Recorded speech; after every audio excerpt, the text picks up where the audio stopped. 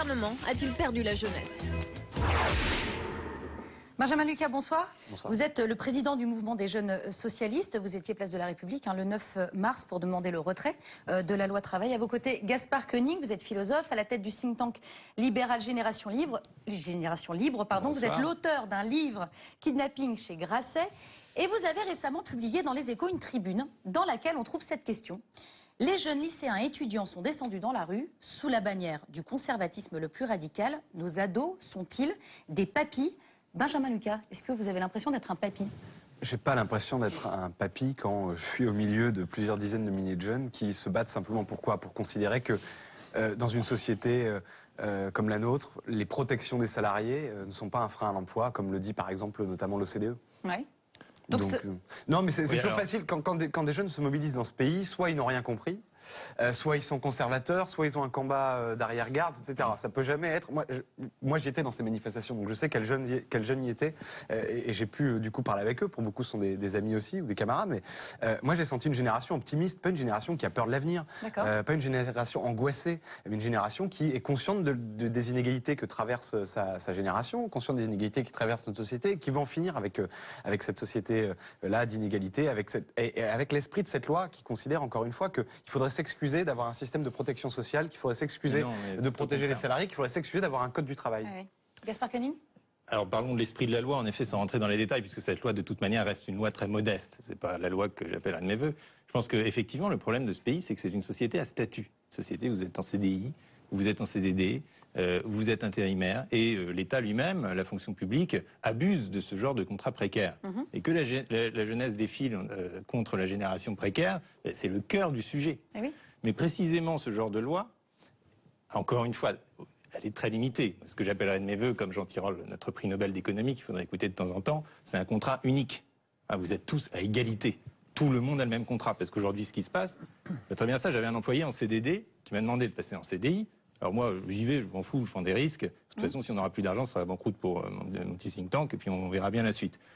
Parce qu'avec un CDD, il ne peut pas trouver de quoi se loger. Ah oui. C'est-à-dire qu'on va lui demander des garanties, etc., des garanties des parents qu'il n'a pas, qu'effectivement ça favorise ceux qui ont déjà du capital, etc. Oui. Mais ce qu'il faut faire contre ça, c'est pas renforcer la distinction entre le CDI et le CDD, qui est finalement le résultat de ces manifs. C'est abolir, on peut parler d'une taxe sur les licenciements, c'est quelque chose dont les économistes ont parlé, mais ça va avec un contrat unique où tout le monde est sur un pied d'égalité. Or, ce combat-là qu'il mène, et dont je comprends les raisons, je pense que ce n'est pas le bon. Je pense que, puisqu'on parle de socialistes, puisque M.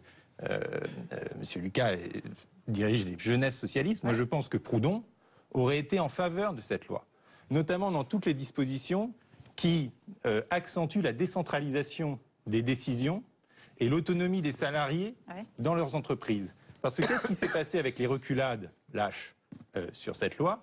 Il s'est passé qu'en fait, les syndicats, comme toujours, ont repris le pouvoir. Je peux vous citer 100 lois qui ont été détricotées par les syndicats où il serait un filtre. Les syndicats ont repris le pouvoir parce qu'on n'a plus le droit de décider, par exemple, de discuter du forfait jour avec ses salariés sans un représentant syndical. Et tout ça est au détriment, bien sûr, des PME qui, elles, n'ont pas de représentants, de convention collective, de représentants syndicales attitrés. Et donc, là où on pouvait faire un référendum d'entreprise, là où on pouvait passer de gré à gré à des forfaits jours, on se retrouve de nouveau dans les mains d'une structure centralisée, bureaucratique, complètement délirante et non représentative que sont les syndicats aujourd'hui en France. Je suis absolument pas contre les syndicats. Bastia a été le premier à avoir tenu un discours à l'Assemblée nationale pour les syndicats. Mais que ce soit des syndicats qui représentent les gens dans l'entreprise, que ça ne soit pas des structures qui prétendent avoir un rôle dans la gouvernance du pays. Et c'est pour ça que... Et enfin, la dernière chose que j'aimerais dire, c'est que tout ce qui va pour moi dans le sens... Je regarde ces manifestations, je vais dire quelque chose d'un peu polémique qui va plaire à Éric Zemmour, c'est un peu des manifs de petits blancs. Ah oui, mais vous n'y étiez pas. Non, je n'y étais pas, c'est les images que je vois. C'est les images que je vois. C'est les images que je vois. Et je veux dire, où sont les jeunes immigrés, les mecs qui sont chauffeurs Uber? Ils ne sont pas dans ces manifs-là, eux. parce que les exclus du marché du travail aujourd'hui, c'est eux. Et tout ce qui va dans le sens, d'une flexibilisation du marché du travail, ce qui est encore une fois pas le cas de cette loi, pas bien fait, etc., permettra d'intégrer les outsiders. Permettra d'intégrer les outsiders. Présentez-vous la direction d'un parti, vous pourrez faire des discours. Eux aujourd'hui complètement délaissé. Demandez à un chauffeur Uber ce qu'il pense des 35 heures. Monsieur Guény, il y a toujours deux choses qui m'intriguent. Là, on a parlé vraiment idéologie. En fait, il y a un côté très pratique, en tout cas en théorie. On peut aller dans le C'est détail de la loi. favoriser, non mais c'est favoriser l'emploi, faire baisser le chômage. Non mais c'est l'objet de la loi. Oui, Mais il y a toujours deux ouais. questions que je me pose. La première, c'est indépendamment de toute question de contrat, un chef d'entreprise embauche quand son carnet de commandes est complet. Donc, pour moi, est illusoire toute loi sur le travail qui, à un moment ou à un autre, n'agit pas sur la demande. Parce que vous pouvez faire tout ce que vous voulez. S'il n'y a pas de demande, il n'y aura pas de création d'emploi. Ça, c'est la première chose. Non, mais deuxièmement, moi, je suis prêt à entendre beaucoup de choses au nom du réalisme économique ou du réalisme de la lutte contre le chômage. Mais est-ce que vous pouvez me dire, me garantir que si on adoptait la loi, alors pas en l'état, mais selon vos vœux, comme vous avez dit tout à l'heure, ça créerait automatiquement un nombre significatif d'emplois? Moi, je ne le crois pas. Mais je ne pense pas. Donc on est dans l'idéologie. On est dans la libéralisation. Pas du tout. Je ne pense pas que ça sera une loi, si modeste soit-elle, qui créera de l'emploi. D'ailleurs, j'avais eu cette discussion avec un de mes économistes libéral favoris, qui est Augustin Landier, qui me disait non, il n'a jamais été prouvé, c'est d'ailleurs la tribune de Piketty également, que faciliter le licenciement économique crée de l'emploi. Voilà. Non mais ça, je suis Non mais ça, on est tous d'accord. Je suis d'accord. Oui. On est tous d'accord, c'est très bien. C'est l'affaire Je suis réglée. d'accord avec Mais cette le analyse. gouvernement dit le Et donc, contraire. Mais moi, ce que... Oui, mais parce que le gouvernement utilise toujours les mauvais arguments et après s'étonne de se faire taper dessus en prenant des mauvais arguments. Donc moi, ce que je dis, c'est pas qu'elle créera de l'emploi, c'est qu'elle permettra des transitions beaucoup plus rapides du CDD au CDI, puisqu'aujourd'hui, le vrai scandale, c'est qu'on embauche 85% des gens au CDD, parce que le CDI crée un environnement trop incertain pour l'entreprise, ce que je vois très bien en tant que chef d'une minuscule. Oui, mais les nouvelles embauches, Oui, j'ai compris. les nouvelles embauches Ça se font créera pas d'emploi, ça c'est se le font en deuxième point. CDD. Et le Donc premier, pour moi, la l'enjeu de cette loi, c'est d'opérer un glissement plus rapide du CDD au CDI, puisqu'on est dans ce système dualiste que je condamne par ailleurs, puisque j'aimerais que tout le monde ait un contrat. Monsieur Koenig, unique. Je il vois faut pas qu'on pourquoi il y a avance des gens sur qui la sont demande, sur la favorisés question dans de les la CDI ou dans le demande, CDD. qui n'est absolument pas dans la loi ni à côté. La demande, il faut qu'il y ait de la demande. Ça peut pas être dans Si la les loi. gens- non mais elle pourrait être, peut pas être dans la loi. elle pourrait être prévue dans un autre dispositif relevant Alors là, d'un si, autre. si on fait un débat sur Ah oui, sur l'offre et la demande, l'économie, ça n'a c'est plus rien à voir avec la Non, loi. mais elle pourrait être prévue par une autre loi qu'on agisse sur la demande. Non, mais je ne suis pas Benjamin keynésien. Et je Lolo a pense raison, mais je crois qu'il faut être extrêmement pragmatique dans cette situation. On est dans une société Est-ce où que il par n'y a exemple pas de l'exemple croissance. d'Uber, c'est un bon exemple? Ah ben, c'est un bon exemple parce que je crois effectivement qu'au lieu de faire une loi, à mon avis la vocation de la gauche dans la fin de ce quinquennat, c'est de faire une loi de progrès social et notamment une loi qui permette de protéger justement un certain nombre de personnes qui aujourd'hui ne sont pas protégées parce qu'elles ne sont pas salariées. Oui. Et donc ce serait de protéger notamment les personnes qui sont dans d'autres secteurs de l'économie. Moi, pour rebondir sur ce que disait Éric Noll, effectivement la question centrale est là. Aujourd'hui, si on n'embauche pas, c'est pas parce qu'on ne peut pas licencier, c'est parce que les carnets de commandes sont vides. Et donc il faut être pragmatique. Quand la croissance ne revient pas, quand on a un taux de chômage comme celui-ci, à un moment donné, la question du partage du temps de travail, elle se pose. Et elle se pose de façon pragmatique. Les 35 heures dans ce pays, ça a créé 350 000 emplois et ça a permis de vivre mieux. Donc moi, une loi qui remet en cause la réduction du temps de travail, je pense que ça va à contre-courant de l'histoire. Non, mais parce au que contraire, j'aimerais- c'était une loi qui permettait. Non, mais je vais répondre quand même sur ce point. C'est une loi qui permettait plus de flexibilité dans la gestion du temps de travail, à la hausse comme à la baisse. C'est-à-dire que ça permettait à une entreprise de baisser son temps de travail dans certaines conditions ou de le hausser dans d'autres. Voilà. Éric Zemmour. Moi, je voudrais d'abord revenir au départ. Vous savez, quand j'étais jeune, quand vous n'étiez pas né, et qu'on discutait avec quelqu'un, on disait d'où est-ce qu'il parle. Et déjà, il faudrait placer. C'est-à-dire, vous, Gaspard Koenig, j'ai lu un de vos papiers dans Les Échos, absolument admirable, et j'ai compris en vous lisant que votre objectif dans la vie pour la jeunesse, c'était d'être transsexuel ubérisé. Donc, si vous voulez, si c'est ça très l'objectif résumé, hein. quand on est jeune, je préfère encore être vieux. Enfin, bon, c'est un choix. Oui, c'est un choix. Ah, c'est un choix. Vous êtes le patron des MJS. Moi, Vous quand pourriez j'entends, développer quand même la je vais revenir. Mais vous êtes deux, donc si vous voulez, comme je vous ai laissé sagement tous parler. C'est vrai. C'est juste. Donc, mais je reviendrai. Vous inquiétez pas. C'est rare, Je vous lâche pas. Vous, quand j'entends MJS, moi, ça me. Tout ce que vous détestez. Ça me rajeunit. Pas du tout, pas du tout. Moi, vous savez, féministe, j'entends la formule militant de l'égalité. toute simple de François Mitterrand qui disait le MJS, c'est l'école du vice. Ouais. Donc, j'espère que vous apprenez bien. Et donc, si vous voulez, quand je vous entends, moi, je sais ce que ça signifie derrière. Maintenant, Ah oui oui, bah oui. Expliquez-vous. Parce que Ah bah, c'est l'école du vice, il l'a bien dit. Et en C'est-à-dire, quoi, là, aujourd'hui, c'est-à-dire que le cynisme, l'absence de conviction, la Vous manipulation trouvez des autres. qu'aujourd'hui, manifester Ah oui, tout à fait. contre une mesure portée par son propre vous gouvernement, manipulez, porte l'impression qu'il y a fait de bonnes choses. On manipule des jeunes. oui, vous Les 500 000 manipulez des gens. personnes dans la rue, et vous c'est êtes 500 000 vous-même personnes venues des jeunes manipulé. socialistes. Vous êtes vous-même manipulé sans par doute. des députés Sans doute socialistes. parce que les jeunes sont capables d'être autonomes comme les femmes, probablement. Voilà, c'est ça. Voilà, c'est ça. On peut rien C'est vous bien. cacher. Non, mais les obsessions d'Éric Zemmour, c'est un plaisir de les rencontrer en direct. Je ne sais pas parler des femmes, moi. Non, mais c'est pas grave. Non, mais les jeunes sont manipulés, etc. oui, oui. Je sens. Et je vais vous dire, en fait, tous les deux, vous ne représentez rien. Il faut bien que vous mettez dans le crâne. Autant que vous, mais Ah oui, on oui, non, non, moi, je moi, prétends pas venir ici. non, mais je veux dire que les jeunes moi, je aujourd'hui. prétends pas venir Non, ici mais attendez, représenter la jeunesse, Éric Les- Zemmour. ah bah voilà. Je le dis avant que Parce vous en que fassiez le procès. le premier parti Je pense des que les jeunes jeunes aujourd'hui, les socialistes. jeunes, ils votent Front C'est National. un courant. Oui. Les jeunes, le premier parti Non, des ils jeunes, s'abstiennent. c'est le Front National. C'est l'abstention. Oui, d'abord. d'accord. C'est un parti, l'abstention. Non, mais c'est c'est la réalité politique des jeunes. Non, Non, mais je suis d'accord avec vous Bon. sur la réalité Façon- du Front bon, National. de Front National. Deuxièmement, Vous aidez bien d'ailleurs à faire des bons scores. Deuxièmement, dans les banlieues dont parlait Koenig, il a tout à fait raison, il y a beaucoup de jeunes taxis ubérisés qui viennent de là.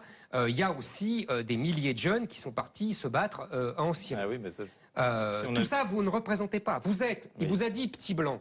Mais c'est même pas ça, parce que les petits blancs, ils votent Front National. En fait, Oui, parce que là, vous nous aimeriez vous bien. représentez une partie mineure d'une partie de la jeunesse étudiante plutôt bien née et plutôt protégée de la société mondialisée. C'est plutôt Et donc ceux qui bénéficient. Donc, en fait, ils ne parlent pas pour tout le reste de la population. Non, Est-ce que je suis venu ici vous dire, moi, président des jeunes socialistes, je parle au nom de l'ensemble de la jeunesse? Non, mais j'ai le droit d'avoir des en convictions et de les défendre. Vous le Il y a reconnaissez, combien Éric de Zemmour. militants jeunes Il y a 8 000 socialistes, adhérents chez les jeunes Ok. socialistes, c'est assez raisonnable à mon Non, avis. mais Il y a des vous êtes pas organisations mieux. politiques. Ah, bah, Ah, moi, vous je êtes peux en parler. vous êtes Nous une pouvons en parler. fiche médiatique. Ah, moi, je peux vous le dire. Vous allez Moi, je vous peux vous le servir dire. dans les médias, mais c'est tout. Vous ne représentez moi, je rien. peux vous le dire, bah, autant que Si vous. vous pouvez Mais, quitter le débat personnel pour Non, mais le débat il d'idées, faut ça serait remettre pas les, mal, hein, non, mais- mais il faut remettre les choses à leur place. c'est vous qui Mais avez qu'est-ce que vous voulez dire derrière ça, Éric Zemmour? Que Je veux dire que- finalement, la jeunesse est très très contente de ce qui se passe aujourd'hui en Non. France. Et... Ce que je veux dire, c'est que leurs idées ne représentent pas vraiment la jeunesse française. C'est Si, tout ce quand que on je parle dis. des inégalités dans la société, quand on parle du sentiment d'insécurité qu'ont les jeunes dans leur entreprise, pas pareil. ça fait écho à ce que Bien ressentent sûr, les ça, jeunes. vous avez raison. Alors, Donc de ce point de vue-là, je D'accord. représente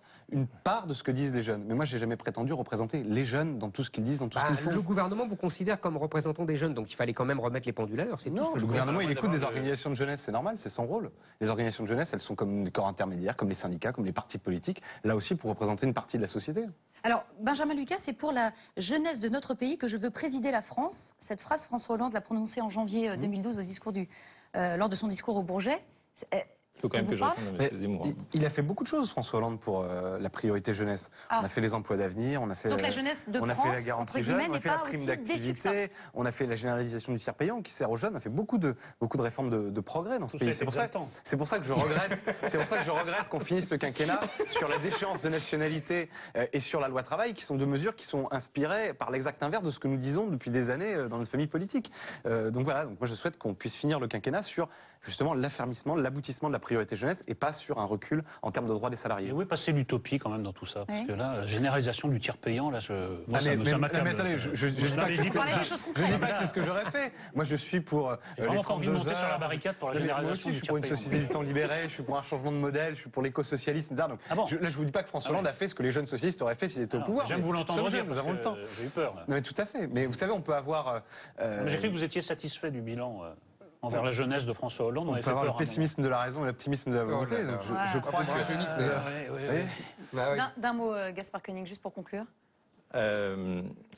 Non, mais d'un mot, d'abord, bon, moi je ne représente rien, mais au moins je l'assume parfaitement. Donc, Ah, mais vous avez raison. Je représente des idées, un Mais courant voilà. philosophique qui Mais a quand même 3 mais siècles vous en avez- France mais vous avez raison. et que j'essaye de diffuser le plus possible. Et plus il y a des gens qui se retrouvent dans ces idées, que ces idées s'aimeront dans les différents partis, dans les différentes organisations, je serai content et puis j'aurai l'impression d'avoir rempli mon rôle dans le débat public. avez raison. C'est D'accord. ça que je fais, donc j'ai pas de problème avec ça. Donc d'un mot. Mais après, je pense que la question effectivement qui se pose, c'est d'ailleurs celle dont parlait M. Lucas, du statut des actifs. Parce qu'effectivement, nous évoluons à une société, on parlait du rêve, quelle société demain, etc. Il y a un rêve à faire. Et ce rêve, c'est d'ailleurs le vieux rêve des marxistes, finalement. C'est le rêve d'une La fin du société salariat. exactement, société qui s'affranchit du salariat. Mais on y va, vous inquiétez Et pas. on sera y va, tous et c'est ubérisés. pour ça que vous citiez cet article Mais est-ce de que c'est manière mieux ironique, mais je pense que c'est un article qui reprend des études de fond et qui montre cette tendance, ce nouveau paradigme qui se dessine. Et pour que ce nouveau paradigme soit acceptable, et effectivement ne se réduisent pas au précariat qu'on condamne à juste titre, il faut non pas essayer de le remettre, de le religoter dans les vieux statuts de la société industrielle. Il faut inventer de nouvelles régulations. Et nous faisons des propositions positives pour ça. Nous proposons de mettre en place un revenu universel. Je peux vous expliquer par A plus B comment on peut le faire. Nous proposons un statut de l'actif qui répond exactement à vos demandes et que nous avons formalisé, à savoir quels droits donner pour ceux qui sont des actifs non salariés qu'on ne peut pas complètement considérer comme des entrepreneurs. Et sur l'assurantiel, un compte social unique. On le voit dans les pays anglo-saxons. Non, parce que tout ça n'existe nulle part. Tout ça n'existe nulle part. Non, mais parce que je vous ai écouté, pour faire rentrer les outsiders dans le système, vous allez précariser tous les insiders, pour reprendre votre terminologie. Mais c'est ça le but, c'est ce qui se passe dans les pays anglo-saxons. Nous allons mettre en place, c'est un changement de paradigme. Et ce que vous appelez précarisation aujourd'hui, demain, ça sera un monde où les gens seront beaucoup plus autonomes et nous leur redonnerons les instruments de régulation sociale nécessaires pour que cette autonomie ne se réduise pas à la précarisation. D'abord, votre article, il faut commencer par la fin. Un équilibre hollandais à trouver, une synthèse. Il faut commencer votre article par la fin parce qu'on voit que vous êtes un communiste repenti, ça donne jamais des bonnes choses parce que vous êtes complètement dans l'autre sens. Et ensuite, excusez-moi, l'autonomie à laquelle vous aspirez, c'est pas pour tout le monde. Tout le monde ne peut pas être autonome, choisir son sexe, son métier et tout. Précisément, c'est le progrès de la civilisation. C'est le progrès de la civilisation. Merci beaucoup, monsieur. L'autonomie individuelle. Merci beaucoup.